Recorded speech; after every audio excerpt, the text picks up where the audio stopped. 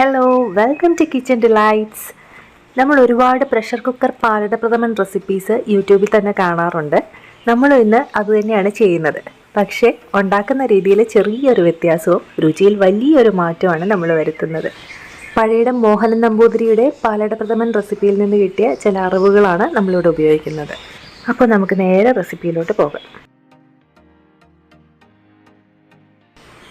ആദ്യം നമുക്ക് അടയൊന്ന് വേവിച്ചെടുക്കണം. അതിന് വേണ്ടിയിട്ട് നല്ല തിളയ്ക്കുന്ന വെള്ളത്തിലേക്ക് 1/2 കപ്പ് അഥവാ 100 ഗ്രാം അടയാണ് ചേർത്തിരിക്കുന്നത്. ഇത് നമ്മൾ പാക്കറ്റിൽ മേടിക്കുന്ന അടയാണ്. പായസം മിക്സിൻ്റെ കൂടെ കിട്ടുന്ന അടയല്ല. അട മാത്രമായിട്ട് നമുക്കിങ്ങനെ ചെറിയ സൈസിൽ മേടിക്കാൻ കിട്ടും. അട കട്ട പിടിക്കാതിരിക്കാൻ വേണ്ടിയിട്ട് ഒരു അല്പം വെളിച്ചെണ്ണ നമ്മളിതിലേക്ക് ചേർത്ത് നന്നായിട്ടൊന്ന് മിക്സ് ചെയ്ത് വെക്കുക. മിക്സ് ചെയ്ത് കഴിഞ്ഞാൽ അപ്പം തന്നെ നമ്മൾ സ്റ്റൗ ഓഫ് ചെയ്യുവാണ്.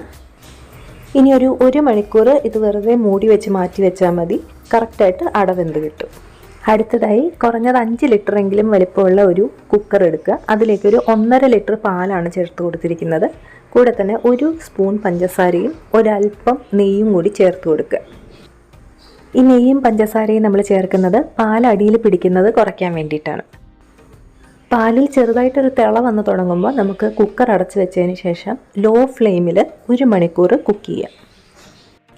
1 മണിക്കൂർ കഴിഞ്ഞപ്പോൾ ഞാൻ കുക്കർ ഓഫ് ചെയ്ത് വെച്ചിട്ടുണ്ട്. അതേസമയം നമ്മുടെ അടയും നന്നായിട്ട് വെന്ത് കിട്ടിയിട്ടുണ്ട്. ഈ അട ഈ വെള്ളത്തിൽ നിന്ന് നമുക്കൊന്ന് കോരി മാറ്റിയെടുക്കാം. കോരിയെടുത്ത പാലട പച്ചവെള്ളം ഒഴിച്ച് ഒന്നും കൂടി നന്നായിട്ടൊന്ന് കഴുകിയെടുക്കണം. സ്റ്റാർച്ചൊക്കെ ഒന്ന് പോകാൻ വേണ്ടിയിട്ടാണ്. അതൊരു അരിപ്പയ്ക്കകത്ത് ഇതുപോലെ വെള്ളം പോകാനായിട്ട് വെക്കാം. സ്റ്റൗ ഓഫ് ചെയ്തതിന് ശേഷം കുറഞ്ഞതൊരു അരമണിക്കൂറെങ്കിലും വെച്ചതിന് ശേഷം മാത്രം നമ്മുടെ കുക്കർ തുറന്നു നോക്കുക. ഇപ്പം നിങ്ങൾക്ക് കാണാൻ സാധിക്കുന്നുണ്ടോയെന്നറിയില്ല, പാലിൻ്റെ കളറൊക്കെ നന്നായിട്ടൊന്ന് മാറി വന്നിട്ടുണ്ട്. ഒരു ലൈറ്റ് പിങ്ക് ഷെയ്ഡ് വന്നിട്ടുണ്ട്. ഇനി ഈ പാലിലേക്ക് നമ്മൾ കഴുകി വാരി വെച്ചിരിക്കുന്ന അട നമുക്ക് ചേർത്ത് കൊടുക്കാം. സാധാരണ റെസിപ്പികളിൽ പാല് വേവിക്കാൻ വെക്കുന്ന സമയത്ത് കൂടെ തന്നെ പഞ്ചസാരയും കൂടി ചേർക്കാറുണ്ട്. ഈ പാല് വേവുന്ന സമയത്ത് നമ്മുടെ പഞ്ചസാര ചെറുതായിട്ടൊന്ന് കാരമലൈസ് ആവുകയും അങ്ങനെ ചെറിയൊരു പിങ്ക് ഷെയ്ഡ് വരികയും ചെയ്യാറുണ്ട്.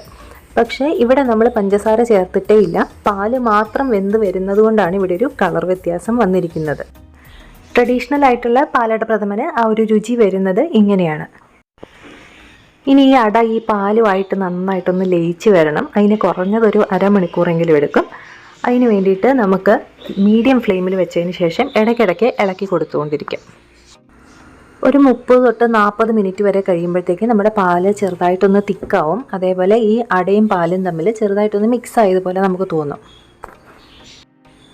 ആ ഒരു സമയത്ത് നമുക്കിതിലേക്ക് 1 കപ്പ് പഞ്ചസാര ചേർത്ത് കൊടുക്കാം. കുറഞ്ഞത് 1 കപ്പെങ്കിലും ചേർക്കണം. കൂടുതൽ മധുരം വേണ്ടവർക്ക് ഒരു 1.5 കപ്പ് വരെ ചേർക്കാവുന്നതാണ്.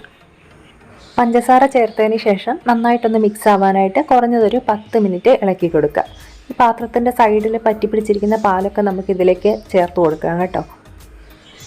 ഇപ്പോൾ ഏകദേശം ഒരു 10 മിനിറ്റ് ആയിട്ടുണ്ട്. തീർച്ചയായിട്ടും നമ്മുടെ പായസത്തിൻ്റെ കളറിൽ നല്ലൊരു കളർ വ്യത്യാസം കാണാൻ പറ്റുന്നുണ്ട്. ഒരു നുള്ള് ഉപ്പും കൂടി നമുക്കിതിലേക്ക് ചേർത്തതിന് ശേഷം അപ്പം തന്നെ സ്റ്റൗ ഓഫ് ചെയ്യുക കേട്ടോ. ഉപ്പ് നേരത്തെ ചേർക്കരുത്. സ്റ്റൗ ഓഫ് ചെയ്യുന്നതിന് തൊട്ട് മുന്നേ മാത്രം ചേർക്കുക. നന്നായിട്ടൊന്ന് മിക്സ് ചെയ്യുക. ഇനി ഇതൊരു 20 മിനിറ്റ് മൂടി വെച്ചതിന് ശേഷം സെർവ് ചെയ്യുക.